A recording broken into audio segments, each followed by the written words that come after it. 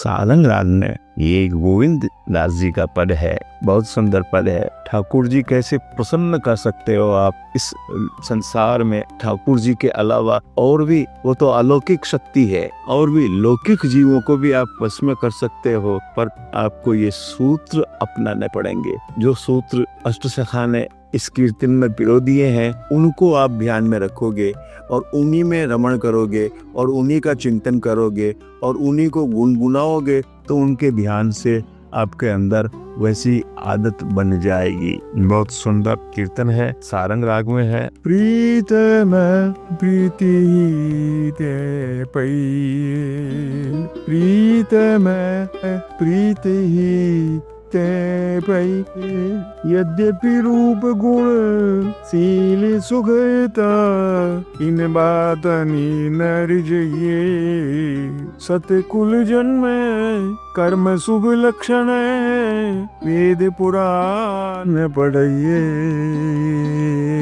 वेद पुराण पढ़िए, प्रीतम प्रीत ही देवैये, गोविंद प्रभु स्नेह बिन सुआलो, रसना का जुन चाहिए, रसना कहाँ जुन चाहिए, गोविंद प्रभु स्नेह बिन सुआलो, रसना का जुन चाहिए,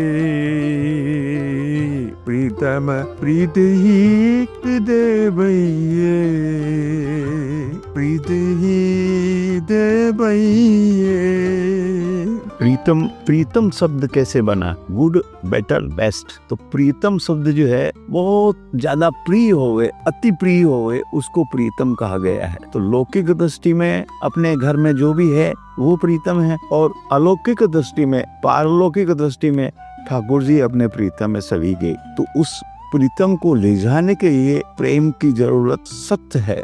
प्रेम सबसे अहम रखने वाली भूमिका है। प्रेम अगर जीवन में नहीं है तो कुछ भी नहीं है। जैसे भोजन में अनेक तरह के व्यंजन है, लेकिन नमक की कमी, अगर नमक नहीं है तो वो भोजन रुचिकर नहीं होगा, जीभ को स्वाद नहीं आएगा, आनंद नहीं आएगा। ठीक वैसे ही भोजन में नमक की, उसको रामरस का, नमक की आवश्यकता अति आवश्यक होती है। वैसे ही जीवन में जीने के लिए प्रेम अति आवश्यक है। प्रेम दोगे तो आपको प्रेम मिलेगा। इस पद में बहुत सुंदर बात कही है कि प्रीतम, अपना जो लाडला है, अपना प्यारा है, वो ऐसे ठाकुर हैं, वो प्रेम से आप उसको प्राप्त कर सकते हो, प्रेम से आप उसको पा सकते हो। अब आगे कंडीशन बताइए उन्होंने, गोविंद स्वामी ने, गोविंद दास जी ने ये कहा है, यद्यपि यानी मान लो सपोज रूप है, गुण है, सील है, सुगरता यानी अच्छी घड़ावट है, बनावट अच्छी है, नाक अच्छा है, नक्शा अच्छा है आपका, इन बातों में न रिझिए। ठाकुर जी इन बातों से रिझेगा नहीं,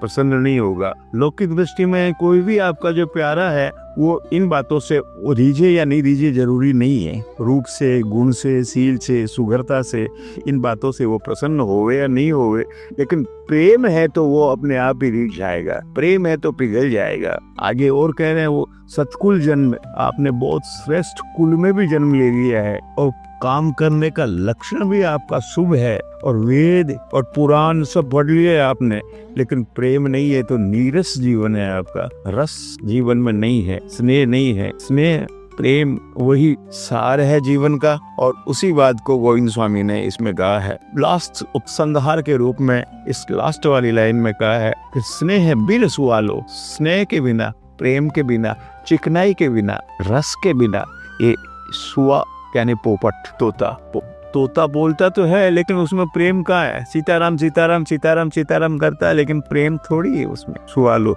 रचना का जो न चाहिए, बस केवल जुवा हिलाने वाली बात है। तो आप प्रेम अगर जीवन में उतारोगे तो आप जुवा हिलाने का सार्थक क्रम हो जाएगा। इस प्रकार से आप प्रेम से किसी को भी प्राप्त कर सकते हो, लौकिक दृष्टि से, पारलौकिक दृष्टि से प्रभु को प्राप्त कर सकते हो, और सबसे बड़ी बात है, इन सब से ऊपर उठ करके आपको एक अखंड आनंद की प्राप्ति होगी। इस कीर्तन को गाने से, गुनगुनाने से मन में धीरे धीरे भाव उतरेगा, और भाव उतरने से आपको साक्षात्कार होगा प्रभु का। यही सच्ची पूजा है, यही वंदना है, यही सब कुछ है। जय श्री कृष्ण।